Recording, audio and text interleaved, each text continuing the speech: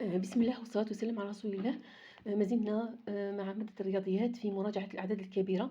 اخترت وضعية بها أعداد كبيرة، حتى يتمكن تلاميذنا من قراءة هذه الأعداد الكبيرة وكتابتها الكتابة الصحيحة وتفكيكها وجمعها وطرحها وترتيبها.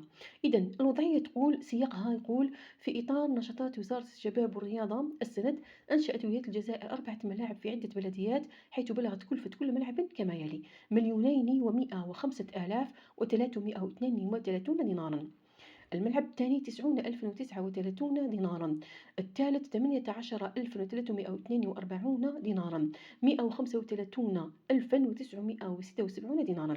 التعليمات تقول: احسب كلفة الملاعب الأربعة، اكتب النتيجة بالحروف، فكك النتيجة، رتب النتيجة وكل الأعداد السابقة ترتيبًا تصاعديًا ثم تنازليًا. نرجع إلى جدول المطلوب والمعطيات.